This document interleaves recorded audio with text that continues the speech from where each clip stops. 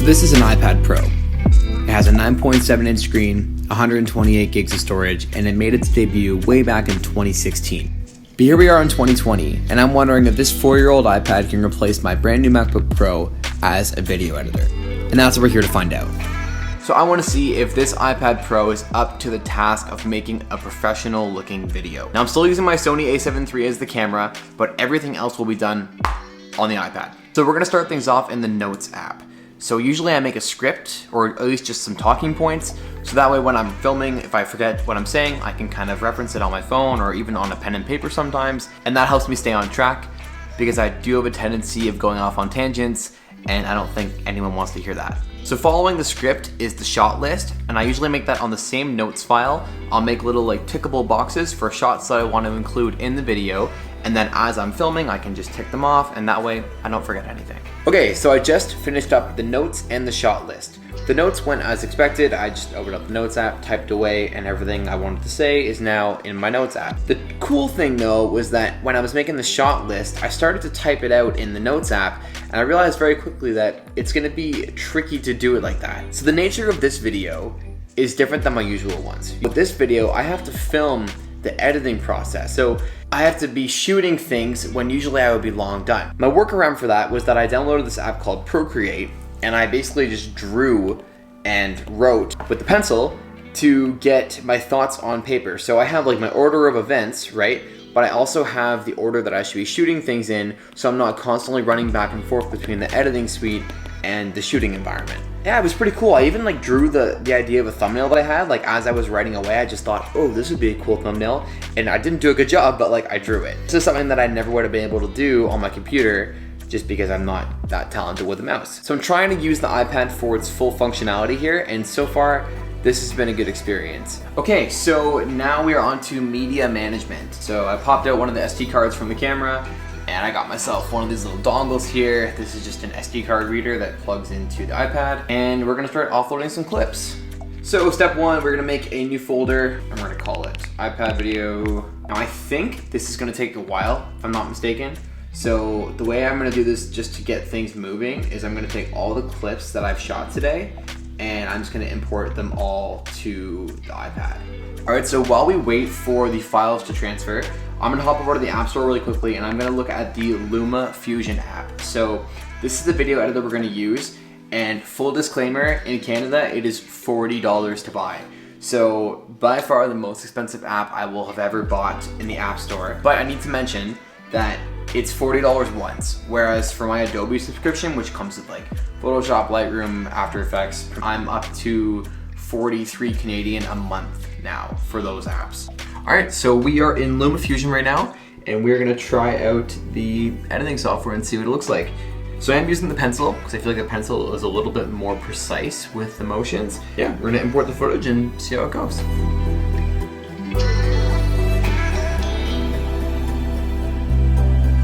We're back.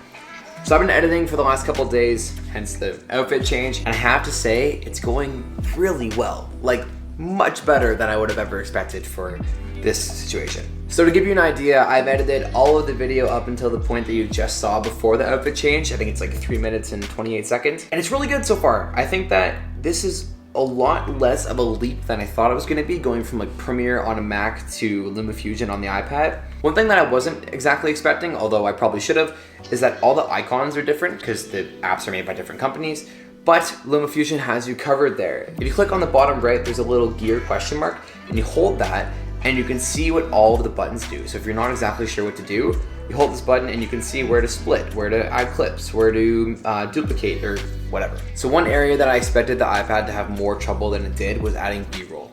So when I add B-roll, I usually take a clip that I'm not talking over and I'll put it over top of another clip. So here's an example of me doing that. I'm talking about drawing on the iPad, and then I show a clip of me drawing. So this clip right here is actually different too, because it's at 4.5 times speed, which is another thing that might slow down a computer, but the iPad handled it like really well. I couldn't believe it. So another thing I tried to do to really mess with the iPad is I tried to add a keyframed motion with the timer mapping. So if that sounds fancy, it's really not. Here's how it works. I added a 6 times speed booster to the clip to make it a lot faster. That's pretty straightforward. But the next thing I did is I added an actual motion. So this clip is just sat on a tripod, nothing happens. what I did was I punched into, if you look over here in the size category, you'll see 120 or 1.2 times bigger. So now the clip is bigger than my window. What that means is I can go to the very beginning and I can move the clip over to the one side. I can go to the end and move the clip over to the other side. And now when we're scrolling through, you'll see that the clip has a little bit of motion. So it looks like I'm using a slider or some sort of like camera automation thing. And I'm not, I just punched in after the fact and moved the clip over. So that's something that I thought was gonna give the iPad more trouble than it did. And once again, the theme of this video, it's going really well. I couldn't believe that it didn't have any problems with that whatsoever.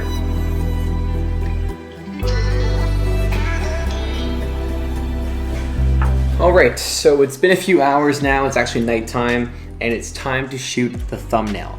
So I wanted to wait until it's nighttime to have like a really dark feel for the thumbnail. I don't know, I've been kind of into that recently, so I'm just gonna keep sticking with that vibe and hopefully some people click on it. Thank you for clicking on this. So the plan is to take the lights. I have one up here and a little handheld one just below the camera that you guys can't see. I'm gonna place them around, move the iPad. I might be in the thumbnail, I might also not be in it. This is a pretty standard part of making a video. This isn't anything different with the iPad this time. But enough chatting for now. How about we take some pictures?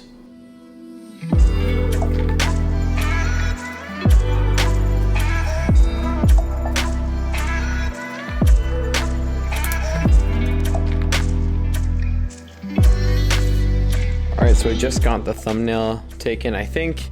Got the iPad set up here with the headphones and the pencil. And then I also set myself up in this kind of area as like a seating thing.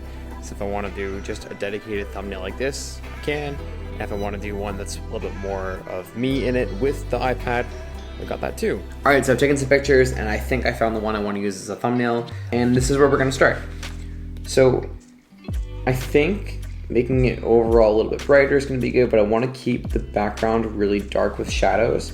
So bring up the whites, bring up the highlights, bring down the blacks a little bit, and then I think I'm going to go right into the clarity slider and just bump it. A bit of vignetting, try to keep that black look. I'm also going to have to crop it later, but that's not right now. So let's zoom in here. Let's see. Let's do a little bit of sharpening too. I don't want to do a lot, but just a little bit. Honestly, I don't even know how to edit these things. I just kind of mess around and see what we get.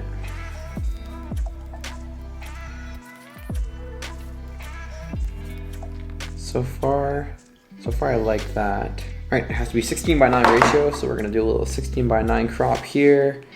Try to keep some of the headphones in it. I might even actually bring it in a little bit because you can tell what that is. But I want the iPad to be centered and I really want it to be straight. So that looks like it's pretty straight. So I think I'm done with this. I think I'm pretty happy with this thumbnail. I'm not a big text guy on my thumbnails. I'm going to export this and then we're basically done. So I'm happy with that. I would say that using Lightroom and Photoshop on the iPad were really good experiences. I mean, like Adobe really puts a lot of effort into their mobile platform, so I'm not surprised that it was pretty good. And having the pencil was absolutely crucial for this task. I hate trying to use my phone to edit photos. I don't know. I can never get like my fingers in the exact right spot unless you zoom in a ton, and then it's just a big pain. So having the pencil was super, super clutch for that. I think that's it. So time to upload and go from there. I just ran into an issue that I didn't expect to run into. So I'm trying to upload the video here, right? I go into my YouTube app, I try to upload, go through, wants me to trim it. Doesn't need to be trimmed, I've already edited it. Same thing with music, same thing with filters, none of that. But now I have the option to do my title, my description, the privacy, which is helpful, right? You know, I don't want it to be public maybe quite yet, so I'm gonna choose private. But I can't do my thumbnail from here, and I don't know exactly what to do. It looks like once I have a video uploaded, I can go into my YouTube Studio app, I can choose the video from there, and I can hit this little edit button, and there I can edit the thumbnail and the description and all that stuff. But it doesn't seem like I can do it right away, and that is strange. Yeah, I mean, so far that's not a huge deal. Like, this isn't really a big workaround for me, but on my computer I would do all of this up front and then go back. Never, actually. I just do it all up front, call it. I do want to give you my final thoughts. So using the iPad for the notes, no brainer. Having the Notes app or some kind of a sketching app on the iPad was amazing, and I think I'm going to definitely use that component in my workflow going forward. Check. Next up is the LumaFusion app. I really enjoyed the LumaFusion app. I cannot say this enough. While it's not going to take over for my regular day-to-day video editing, I work on client videos and then my own YouTube things, I'm not going to use it there, but where I think I am going to use it is to make like Instagram stories or even a whole Instagram post, because it did 90% of what I needed it to do, but this is what I have to bring around with me. So it was a really good app to use. I think that there is definitely a ton of functionality in it, a lot of presets that are good too, and overall, I mean, I have like no complaints. It far surpassed my expectations, so that gets the approval. Thumbnail wise, if you've used an iPhone or any kind of phone before to edit photos, you'll know that it's a pretty good experience. I found that the pencil on the iPad Pro made it a that much better experience, but I think I'm still gonna keep making my photos on the computer only because I've grown up using Lightroom and Photoshop on the Mac, and it's faster for me, so that's where I'm gonna stay. And finally, when it comes to publishing, to uploading, to sending your videos off, it did a pretty quick and dirty version, but I like the ability of being able to edit my thumbnails before I post the video.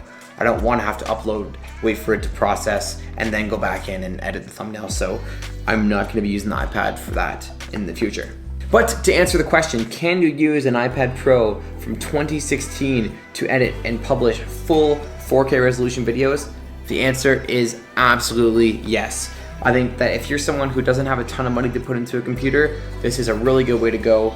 I think you can get these used right now for like 500 bucks, and you're not gonna be able to edit the same way on a $500 computer. So if you have only $500, for example, this is the way to go, in my opinion. Guys, that is gonna be it for this one. Thank you so much for watching. If you enjoyed this video, give it a big fat thumbs up, because this one took a while to make. I decided I was gonna do this kind of on a whim, and before I knew it, I was like 35 hours into this video. So thank you so much for watching. If you did enjoy, of course, hit that thumb. Sub if you wanna see any more videos, and I will hopefully catch you guys in the next one. Take it easy. The funny thing about this video is that because I've had to film everything all in a random order, I'm not even close to being done. Like, I've been editing for forever now. I think I'm only still at like 4 minutes. So even though this is like the last clip and everything, I still have to go back in and do so much work. And it feels like I'm done, but I'm not even anywhere close. So on that note, and the last clip, if you do watch this far into the video, guys, thank you. I usually try to have a little like personalized thing at the end here. So if you are watching this, it means a lot to me, and I'll actually catch you in the next one. See ya. Time for some Fortnite. Oh shit. That wasn't even planned either. I just literally suck at water. Wow.